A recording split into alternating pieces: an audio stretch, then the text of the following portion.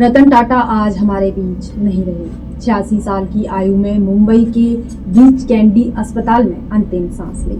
रतन टाटा कई दिनों से बीमार थे। उनकी स्थिति गंभीर बताई जा रही थी। मुंबई के एक अस्पताल में गहन चिकित्सा देखभाल में रखा गया था। 7 अक्टूबर से उनकी आयु से संबंधित इलाज कराया जा रहा था। कल 9 अक्टूबर को उन्होंने अंतिम सांस ली। रतन टाटा देश ही नहीं विश्व की जानी मानी हस्तियों में शुमार थे। 28 दिसंबर 1937 को मुंबई में एक पारसी परिवार में उनका जन्म हुआ था।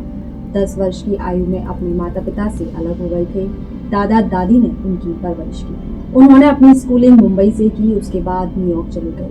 1955 में उन्होंने स्नातक की उपाधि ली।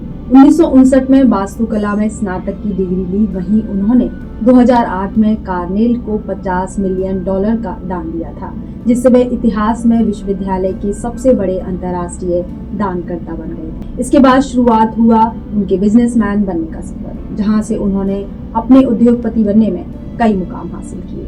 1961 में टाटा समूह में शामिल होकर टाटा स्टील के वर्क फ्लोर पर काम किया। उसके बाद 1991 में जे.आर.डी. टाटा के सेवानिवृत्त होने पर वे टाटा सन्स के अध्यक्ष बने।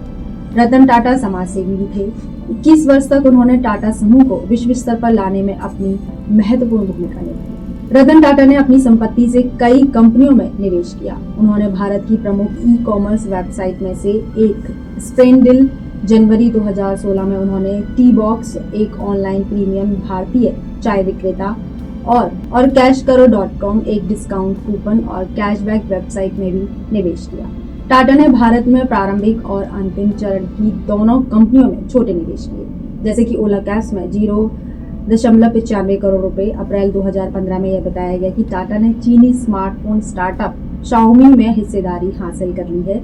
2016 में उन्होंने online real estate portal nest में निवेश किया, जिसके बाद ऑनलाइन रियल एस्टेट और पालतू जानवरों की देखभाल पोर्टल डॉग स्पॉट शुरू करने के लिए जेनिफाई का अधिग्रहण किया। इसके अलावा टाटा ने अंतर पीढ़ीगत मित्रता को प्रोत्साहित करने के लिए वरिष्ठ नागरिकों के लिए भारत का साथी स्टार्टअप गुड फेलो लॉन्च किया था।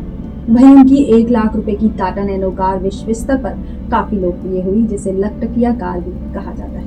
रतन टाटा को कई क्षेत्रों में योगदान के लिए कई पुरस्कारों से सम्मानित भी किया गया। 2000 में पद्म भूषण, जो कि भारत सरकार द्वारा उद्योग एवं व्यापार क्षेत्र में सम्मान दिया गया। 2008 में राष्ट्रपति प्रतिभा पाटिल द्वारा रतन टाटा को पद्म भूषण से सम्मानित किया गया, जो कि भारत का दूसरा सर्वोच्च नागरिक सम्मान है, जो उन्हें उनके व्यापारिक योगदान के लिए दिया गया। 2014 में जर्मनी का आदेश, उन्हें जर्मनी के राष्ट्रपति द्वारा इस आदेश से सम्मानित किया गया। 2012 में सर्वश्रेष्ठ सीईओ रतन टाटा को सर्वश्रेष्ठ सीईओ का खिताब दिया गया। फिर 2012 में FICCI life time achievement award प्रदान किया गया। विश्व स्तरीय उद्योगपति रतन टाटा का आज निधन हो गया। उनके निधन पर अमेरिका में भी शोक व्यक्त किया गया है। रतन टाटा महाराष्ट्र से थे, इसलिए महाराष्ट्र सरकार ने 1 दिन के शोक का ऐलान किया है। रतन टाटा के सम्मान में सभी सरकारी इमारतों पर राष्ट्रीय ध्वज आदि झुके रहेंगे और इस दौरान राज्य में कोई भी सांस्कृतिक या उत्सव कार्यक्रम नहीं होंगे। पूरे राजकीय सम्मान के साथ रतन टाटा का अंतिम संस्कार किया जाएगा। राजकीय सम्मान के साथ उन्हें अंतिम विदाई दी जाएगी। उनके अंतिम विदाई पर पीएम नरेंद्र मोदी ने संवेदना व्यक्त की। वहीं गृह मंत्री अमित शाह ने भी उनकी अंतिम संस्कार में शामिल होने के लिए कहा है।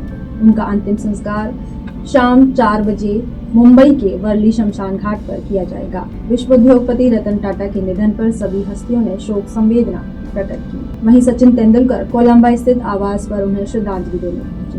रतन टाटा एक जानी मानी हस्ती थे। उनके पार्थिव शरीर के अंतिम दर्शन करने देने के लिए NCPA नरीमन पॉइंट पर रखा जाएगा। रतन टाटा, जो कि सभी के लिए प्रेरणा रहे, उनके साहस और आगे बढ़ने की कहानियां सुनकर लोग आज भी आगे बढ़ रहे हैं, जिनसे सभी प्रेरित हैं, जिनसे प्रेरणा लेकर कितने ही युवा अपने करियर में आगे बढ़े, जिनसे कई मुलाकात करने का सपना देखते हैं, जिन्होंने कई युवाओं की जिंदगी संवारी, जिन्होंने अपनी कमाई को समाज के लिए समझा और परोपकार पर खर्च किया, जिन्होंने देश ही नहीं विदेश में भी परचम लहराया। ऐसी शख्सियत को भला कौन याद नहीं रखेगा, जो कि देश के महारत्न थे।